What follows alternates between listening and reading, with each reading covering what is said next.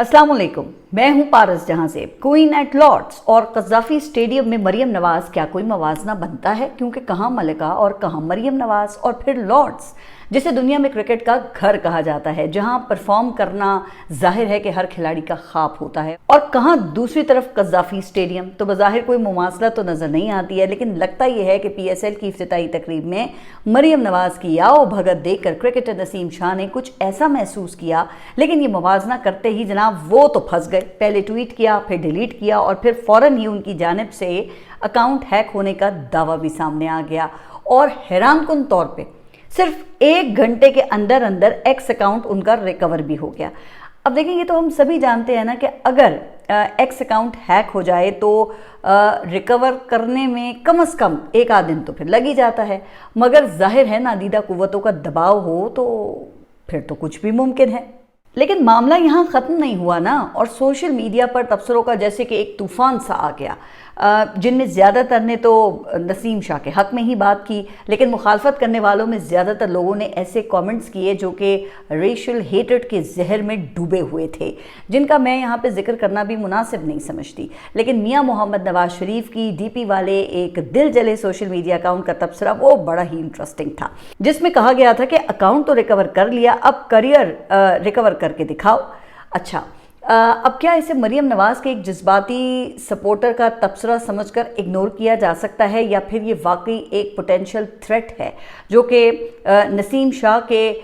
Career को लाहक हो गई है? तो इसका जवाब मेरे ख्याल में उस ओरिजिनल सवाल में है जो नसीम शाह ने उठाया है कि क्या क्वीन एट लॉर्ड्स और कज़ाफ़ी स्टेडियम में मरियम नवाज़ के दरमियान कोई मुमासलत है। तो इस हवाले से मैं आखिर में एक डीप इंसाइट शेयर करूंगी, जिससे तनाजुर जो है वो बड़ी हद तक वाज़े हो जाएगा। लेकिन क्या ख्याल है कि इब्तिदा ज़रा बर्निंग स्टोरी से कर लेते हैं, जो कि ईरान, अमेरिका और इजराइल की जंग है। अब चूँकि जंग को तकरीबन आपको पता है कि 1 माह हो गया है, तो पहले एक बड़ी तस्वीर पे ज़रा नज़र डाल लेते हैं और फिर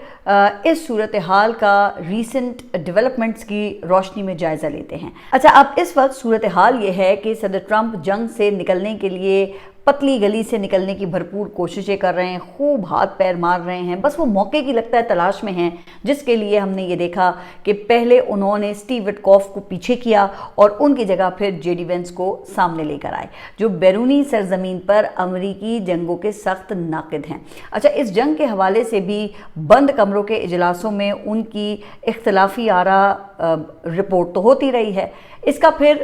फौरी सबूत भी मिल गया है जब हाल ही में उनकी नेतन्याहू के साथ होने वाली एक टेलीफोनिक गुफ्तगू का अहवाल सामने आया, जिसमें कहा जाता है कि अमरीकी नायब सदर ने इजरायली वजीर आजम को खूब अच्छी खासी झाड़ पिलाई और कहा कि तुमने सदर ट्रंप को जो ख्वाब दिखाए थे वो तो पूरे ही नहीं हुए। तुमने यकीन दिलाया था कि ईरानी अवाम तैयार बैठी है, जैसे बस हमले की देर है और उधर ईरान की रिजीम चेंज, लेकिन ऐसा कुछ नहीं हुआ, लिहाजा तुमने सदर ट्रंप को ट्रैप किया है। अच्छा, जिस पर फिर बरतानवी मीडिया ने दावा किया कि नेतन्याहू और तो कुछ ना कर सका, लेकिन अमरीकी नायब सदर के हवाले से एक झूठी खबर फैलाई जिसमें यह कहा गया कि JD वेंस ने फ़लस्तीनियों की हिमायत में नेतन्याहू के साथ तल्ख कलामी की। अब इसका मकसद वाज़े तौर पर गैलरी से प्ले करना था, ताकि सहयूनी जज्बात को भड़का कर अमरीकी इंतज़ामिया पर दबाव डाला जाए। अच्छा, इंटरेस्टिंग बात यह है कि इसी तरह की झूठी खबरें अब पाकिस्तान के हवाले से भी फैलाई जा रही हैं, जिनको इजरायली और इंडियन लॉबी वो पूरी तरीके से प्रमोट कर रही है।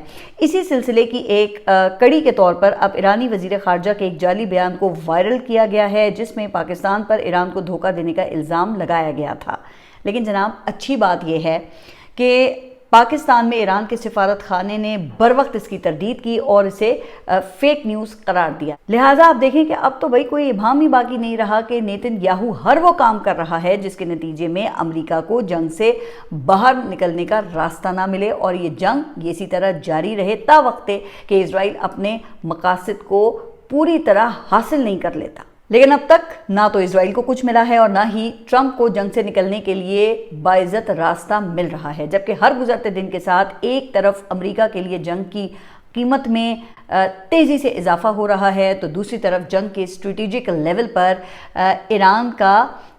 अपर हैंड हासिल हो गया है, जिसको देखते हुए फिर अमेरिका ने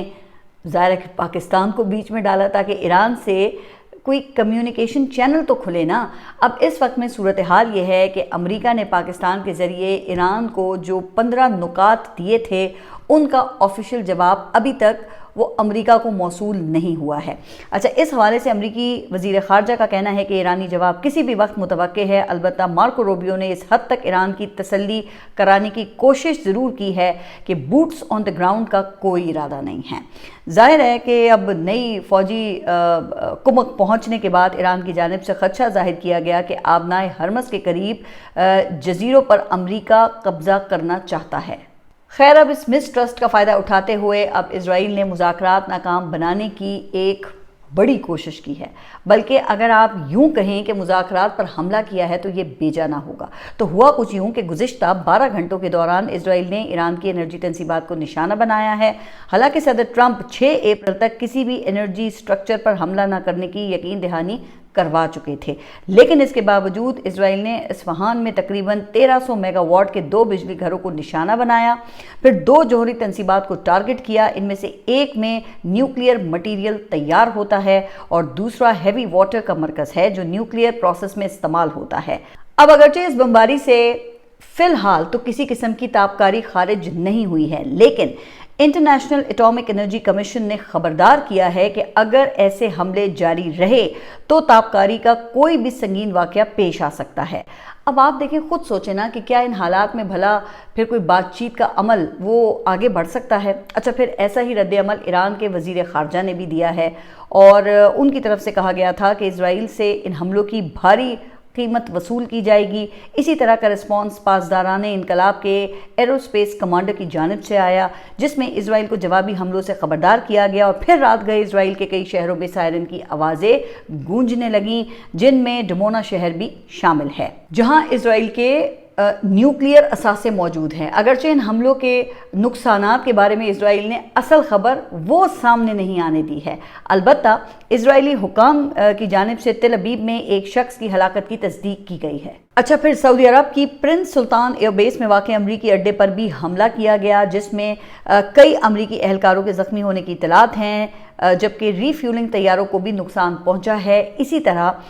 ईरान ने कुवैत में 6 अमरीकी बहरी जहाज़ों को निशाना बनाने का दावा किया है, जबकि दुबई के साहिलों और होटल्स में मुकीम अमरीकी फ़ौजियों को निशाना बनाने की भी इत्तलात हैं। तो जनाब, इस सूरत हाल ने सदर ट्रंप को इतना चकरा कर रख दिया है कि एक ही दिन में उनके मज़ीद कई मुतज़ाद बयानात वो सामने आ गए हैं, जिसमें अमरीकी सदर ने पहले जंग जीतने का दावा किया, फिर कहा कि नहीं, जंग अभी बाकी है और ईरान के मज़ीद 3500 अहदाफ रह गए हैं जिनको जल्द ही निशाना बनाया जाएगा। जिससे देखें, एक बात तो फिर वाज़ेह होती है कि अमेरिका 6 अप्रैल तक किसी मुआहदे पर पहुंचना चाहता है, क्योंकि अभी तक 4 हफ्तों में अमेरिका 10,000 से ज़ायद हमले कर चुका है और अगर यही रफ्तार कायम रहती है तो अगले 8 दिनों में 3,500 हमले पूरे हो जाएंगे। लेकिन क्या 6 अप्रैल तक जंग का खात्मा मुमकिन हो सकेगा? जबकि नेतन्याहू तो इसके लिए आप देख रहे हैं ना कि बिल्कुल भी तैयार नहीं है। जाहिर है कि इस जंग से उसके 2 बड़े मकासद वाबस्ता हैं। एक, डोमेस्टिक फ्रंट पर वो जंग के पीछे छुपकर करप्शन केसेस से बचना चाहता है और दूसरा, रीजनल लेवल पर वो खित्ते का अनकंटेस्टेड थानेदार बनना चाहता है, जो कि अब तक की जंग के बाद अल्लाह ताला की मेहरबानी से नामुमकिन दिखाई देता है। वो कैसे? तो इन दोनों पहलुओं का एक एक करके आए ज़रा जायज़ा लेते हैं। तो पहले डोमेस्टिक फ्रंट की बात करते हैं, जहां पर ये गुज़िश्ता 10 सालों से इजरायली वज़ीर आज़म के खिलाफ करप्शन ट्रायल पेंडिंग है और इस हवाले से अभी हाल ही में नेतन्याहू और उसकी फैमिली से होने वाली पुलिस इन्वेस्टिगेशन की कुछ वीडियोस वो भी लीक हुई हैं, जिसमें क्यूबन सिगार जैसी कम से कम रिश्वत से लेकर $225 मिलियन के बड़े डाके जैसे मुतादिद करप्शन चार्जेस हैं। जिससे बचने के लिए उसने पहले जुडिशल रिफॉर्म्स के नाम पर अदलिया को ज़रा फिक्स करने की कोशिश की, लेकिन कामयाबी ना मिली। तो फिर हमास हमले को बुनियाद बनाकर नेतन्याहू ने पूरे खित्ते को ही जंग में झोंक दिया है, जिसके तहत गाजा और वेस्ट बैंक में फ़लस्तीनियों की नस्लकुशी का अमल तेज़ किया गया। लबनान में हिजबुल्लाह की लीडरशिप को चुन चुन कर टारगेट किया गया और फिर शाम, इराक और यमन में ईरान के हिमायती ग्रुप्स पर हमले किए गए। अच्छा, फिर ये सब फ्रंट खोलकर वो एक बार फिर जस्टिस डिपार्टमेंट के पास गया और नेतन्याहू نے درخواست کی کہ جنگ کی وجہ سے ہی اسے معاف کر دیا جائے، یعنی کہ اس کے کیسز معاف کر دیں، لیکن پھر ناکامی کا سامنا کرنا پڑا کیونکہ متعلقہ جوڈیشل آفس نے کہا کہ پہلے جرم قبول کرو پھر معافی مانگو، لیکن نیتن یاہو نے اس کے بجائے جنگ کو مذہبی فریضہ قرار دے کر جنگ بندی کی کوششوں کو آپ نے دیکھا نا کہ نقصان پہنچانا شروع کر دیا۔ وہ نقصان پہنچانا چاہتا بھی تھا۔ اچھا، اب آتے ہیں ذرا دوسرے نقطے پر کہ کیسے ریجن کا ٹھیکیدار بننے کے لیے پورے 2 سال پہلے شروع کیے گئے آپریشن کے نتائج وہ ناکامی کی صورت میں سامنے آ رہے ہیں۔ تو وہ ایسے کہ لبنان کا محاذ وہ دوبارہ گرم ہو گیا ہے، جبکہ یمن کے حوثی بھی میدان میں آ گئے ہیں۔ اب اسرائیل کا خیال تھا کہ حسن نصر اللہ اور حزب اللہ کی دیگر قیادت کو ٹارگٹ کرنے کے بعد لبنان کے فرنٹ سے خطرہ وہ ٹل جائے گا اور اس کی پوری جو توانائیاں ہیں وہ ایران پر مرکوز رہیں گی، لیکن حزب اللہ نے شمالی اسرائیل پر تابڑ توڑ حملے شروع کر دیے، جس کی وجہ سے وہاں کے شہری جو ہیں وہ نیتن یاہو پر سخت غصے میں ہیں اور راکٹ حملوں کے نتیجے میں علاقہ جو ہے وہ چھوڑ کر جا رہے ہیں، جبکہ نیتن یاہو ان شہروں کی انتظامیہ کو مائیگریشن روکنے کے احکامات جاری کر رہا ہے، جس پر رد عمل دیتے ہوئے لبنانی بارڈر کے قریب اسرائیلی شہر شامونہ کے میئر نے یہ کہا کہ مجھے ایسا محسوس ہوتا ہے جیسے اسرائیل حزب اللہ کے بجائے مجھ سے جنگ کر رہا ہے۔ اچھا، پر دوسری طرف اب اسرائیل نے لبنان کے اندر 50 کلومیٹر کے علاقے کو سیکیورٹی زون ڈکلیئر کر کے زمینی کارروائی وہاں شروع کر دی ہے اور وہاں کے رہائشیوں کو جبری وہاں سے نکال رہا ہے، جس سے اقوام متحدہ کے مطابق 6 لاکھ سے زائد بچے اور عورتیں بے گھر ہو گئی ہیں۔ اب دیکھیں، ایک طرف کی معصوم لبنانی اور فلسطینی شہری نشانہ بن رہے ہیں تو دوسری طرف اسرائیلی فوج نے بھی ہاتھ کھڑے کر دیے ہیں، چونکہ جناب محاذ بہت کھل گئے ہیں نا۔ اب جو اسرائیلی آرمی چیف ہیں انہوں نے خبردار کیا ہے کہ اگر فوری اقدامات نہ کیے گئے تو اسرائیلی فوج اندرونی طور پہ ٹوٹ سکتی ہے۔ ان کے مطابق میدان جنگ میں ریزرو فوجی مزید لڑنے کے قابل ہی نہیں رہے۔ اچھا، اب چونکہ اسرائیل میں ہر شہری کے لیے فوجی ٹریننگ لازمی ہوتی ہے نا، تو لہٰذا کسی بھی شہری کو ضرورت کے وقت وہاں پہ کال کیا جا سکتا ہے، جس کو اٹینڈ کرنا وہ ہر شہری پر لازم ہے۔ اب خبر یہ آئی ہے کہ تقریباً 1 لاکھ ایسے اسرائیلی ریزرو فورس کے اہلکاروں نے ڈیوٹی جوائن کرنے سے انکار کر دیا ہے یا پھر وہ رسپونڈ نہیں کر رہے ہیں، جس کی وجہ سے آرمی چیف کو یہ کہنا پڑا کہ اگر ریزرو فوج سے متعلق قوانین تبدیل نہ کیے گئے تو فوج کے اندرونی ڈھانچے کو وہاں شدید نقصان پہنچ سکتا ہے۔ اچھا، اب ایک سابق اسرائیلی وزیر اعظم کے مطابق تقریباً 20,000 فوجیوں کی کمی ہے، اور صرف یہی نہیں ہے۔ تل ابیب یونیورسٹی کی ایک تحقیقاتی رپورٹ کے مطابق لوگ اسرائیل چھوڑ کر جا رہے ہیں۔ اکتوبر 2023 کے بعد سے جب حماس نے اسرائیل پر حملہ کیا تھا، اس وقت سے لے کر اب تک 2 لاکھ سے زائد شہری ملک چھوڑ کر جا چکے ہیں، جن میں بڑی تعداد پروفیشنلز کی ہے۔ تو جناب، ایک طرف یہ اندرونی کمزوریاں یہ کھل کر سامنے آئی ہیں، تو دوسری طرف ایک اور تھریٹ کے یمن کے حوثیوں نے بھی یہ اعلان کر دیا ہے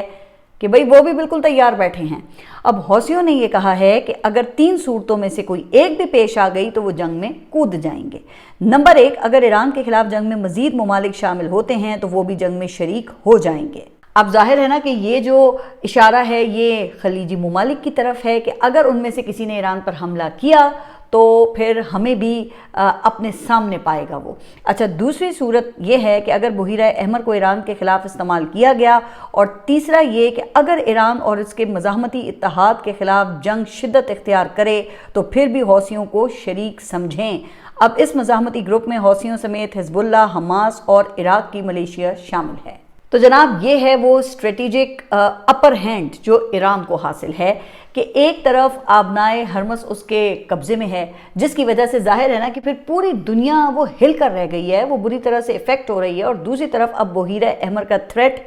وہ بھی سامنے آ گیا ہے۔ ویسے یہ تھریٹ اس لیے بھی اہم ہے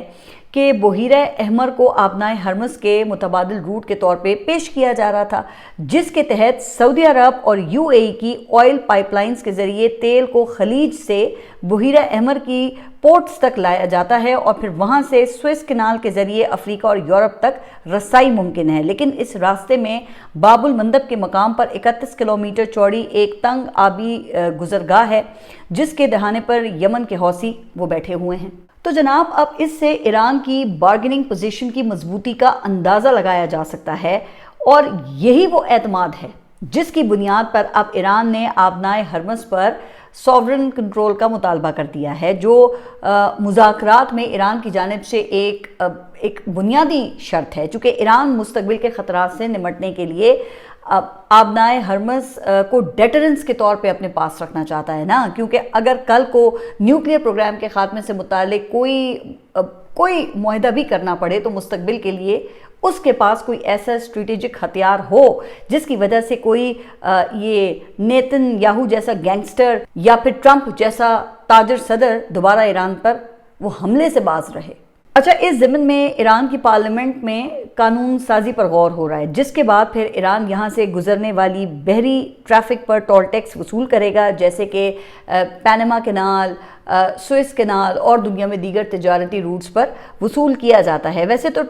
جو ٹول ہے وہ اب بھی وصول کیا جا رہا ہے، لیکن اس کو عالمی صنعت کے طور پہ تسلیم نہیں کیا گیا۔ اب اس میں صدر ٹرمپ کے ٹرانزیکشنل مائنڈ کو دیکھتے ہوئے ایک زبردست ہک ہے، کیونکہ ایران نے معاہدے کے لیے معاوضے کی شرط بھی رکھی ہوئی ہے، جو دیکھیں ظاہر ہے وہ امریکہ تو نہیں دے گا نا، لیکن معاوضے کے متبادل کے طور پہ ٹول ٹیکس کا آپشن ہو سکتا ہے۔ ویسے بھی وہ صدر ٹرمپ تو کہتے ہیں نا کہ امریکہ کو تو اس روٹ کی اتنی ضرورت ہی نہیں ہے اور اس کا نقصان ایشیا، افریقہ اور یورپ کے ممالک کو ہے، اس لیے چین، روس اور نیٹو کو یہ روٹ کھلوانا چاہیے۔ تو اگر پھر اس لحاظ سے دیکھا جائے تو صدر ٹرمپ کے لیے یہ کوئی ویسے نقصان والا سودا تو نہیں ہوگا، چونکہ زیادہ تر جو قیمت ہے وہ تو جاپان، چین، آسٹریلیا، انڈیا اور یورپ کو ہی اٹھانی پڑے گی نا۔ تو اب دیکھتے ہیں پھر کہ مذاکرات کا جو عمل ہے وہ کیسے آگے بڑھتا ہے، اور اس حوالے سے اب اگلے 1-2 دن میں پاکستان، ترکیہ، مصر اور سعودی عرب کے وزرائے خارجہ کی ملاقات بھی متوقع ہے۔ لیکن جناب جو خلیجی ممالک ہیں نا، وہاں پر بھی 2 آرا پائی جاتی ہیں۔ یو اے ای وہ اس وقت ایران کے ساتھ جنگ بندی کے حق میں بالکل نہیں ہے، جبکہ سعودی عرب کے حوالے سے وہ متضاد خبریں موجود ہیں اس وقت۔ ایک طرف امریکی صدر کے مطابق محمد بن سلمان وہ یہ جنگ جاری رکھنا چاہتے ہیں، لیکن اگر دیکھیں دوسری طرف دیکھا جائے تو سعودی رضامندی کے بغیر پاکستان کی ثالثی کا تصور کرنا ذرا مشکل ہے۔ اچھا، پھر تیسری طرف قطر ہے، جو کھل کر ایران کے ساتھ اس وقت جنگ بندی کی بات کر رہا ہے۔ تو پھر دیکھتے ہیں کہ آگے ہوتا کیا ہے، اور اب مزید آگے بڑھتے ہیں اور کچھ ڈومیسٹک سیاست کی بات کرتے ہیں۔ گزشتہ روز پشاور میں عمران خان رہائی امن تحریک کی ممبرشپ کا آغاز ہو گیا ہے۔ اچھا، اب تھی تو یہ ممبرشپ تقریب، لیکن ورکرز کی بڑی تعداد اس کی شرکت کی وجہ سے پھر اس نے ایک بڑے جلسے کی شکل اختیار کر لی، جس میں پورے پاکستان سے پارٹی قیادت نے شرکت کی، اور اس موقع پر جو وزیر اعلیٰ خیبر پختونخوا ہیں سہیل آفریدی، انہوں نے یہ باور کرانا ضروری سمجھا کہ پہلے پارٹی ذمہ دار اور پارلیمنٹیرینز حلف دیں گے کہ ہم عمران خان کا ساتھ نہیں چھوڑیں گے اور نہ ہی عمران خان کے ساتھ غداری کریں گے۔ پھر اس کے بعد ممبرز سے حلف لیا جائے گا، اور پھر اس کے بعد وزیر اعلیٰ کے مطابق انشاءاللہ دمادم مست کلندر ہوگا۔ اچھا، اب یہ کب ہوگا سب تو اس حوالے سے کوئی تاریخ تو نہیں دی گئی ہے، البتہ 10 اپریل کو پشاور میں پورے ملک کے وکلاء کا جرگہ بلانے کا اعلان کیا گیا ہے، جس کے بعد پھر کسانوں اور دیگر مکاتب فکر سے انٹریکشن کا بھی پلان ہے۔ اب دیکھیں پھر اس سے تو یہ ظاہر ہوتا ہے کہ ابھی وقت ہے، ویسے بھی آگے گرمیاں ہیں، جس کا مطلب ہے کہ پھر احتجاج کی ونڈو وہ سپٹمبر یا اکتوبر میں ہی جا کر ملے گی۔ اچھا، اس وقت تک پھر کیا پلان ہے تو یہ ابھی بھی واضح نہیں ہے، لیکن 31 مارچ کو القادر کیس کی اپیل وہ فکس ہو گئی ہے۔ اب کیا یہ کیس آگے بڑھے گا یا پھر اس میں لمبی تاریخ دے دی جائے گی، تو یہ سب تو ظاہر ہے کہ 31 کو ہی پتہ چلے گا نا، لیکن اس سے ریاست کی پالیسی میں تسلسل یا تبدیلی کا اندازہ وہ ضرور ہو جائے گا۔ ویسے اگر اس کیس میں سزا معطل ہو بھی جائے نا تو بھی خان صاحب کی رہائی ممکن نہیں ہوگی۔ کیوں بھائی؟ کیونکہ توشہ خانہ کی سزا بھی تو فیلڈ میں ہے نا، اور اس سزا کی معطلی اپیل بھی اسلام آباد ہائی کورٹ میں پینڈنگ ہے۔ لیکن ایک بات وہ بالکل صاف نظر آ رہی ہے کہ حکومت عمران خان کے کیسز کو سپریم کورٹ تک پہنچنے نہیں دینا چاہتی، کیونکہ ہاسپٹل منتقلی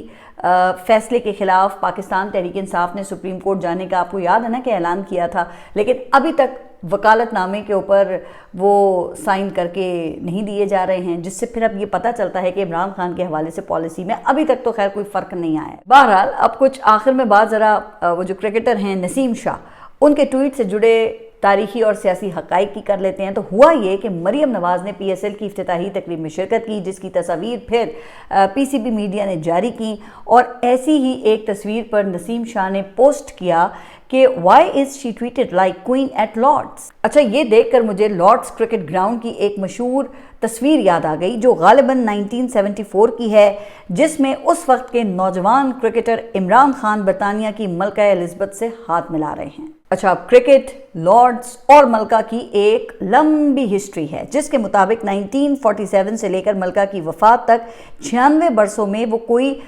36 مواقع پر لارڈس میں میچ دیکھنے آئیں۔ لیکن انٹرسٹنگ بات یہ ہے کہ جس دن وہ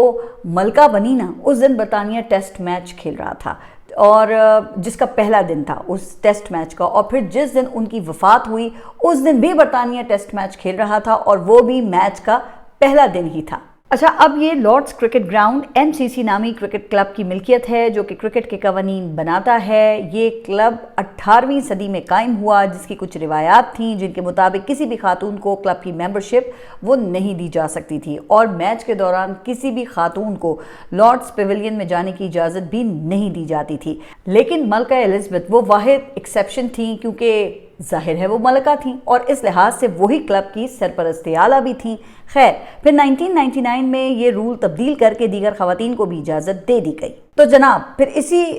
ہسٹری کی وجہ سے شاید نسیم شاہ نے یہ ٹویٹ کیا ہو، کیونکہ جس طرح کا رائل ٹریٹمنٹ مریم نواز کو محسن نقوی کی طرف سے دیا گیا اس پر تو کرکٹرز بھی حیران تھے، لیکن کرکٹرز کو یہ معلوم ہونا چاہیے نا کہ بھئی بادشاہوں سے تو پھر بادشاہوں والا سلوک ہی ہوتا ہے نا، اور بادشاہوں کے نافرمانوں سے توہین آمیز سلوک کیا جاتا ہے۔ خیر، اب PCB نے نسیم شاہ کو شو کوز نوٹس ایشو کر دیا ہے، لیکن جناب، ملکہ کو خوش کرنے کے لیے کسی کے کریئر کو داؤ پر لگانا یہ کسی طور پہ بھی درست نہیں ہوگا نا۔ آپ سب اپنا خیال رکھیے، اور اگلے ولاگ تک کے لیے اللہ حافظ۔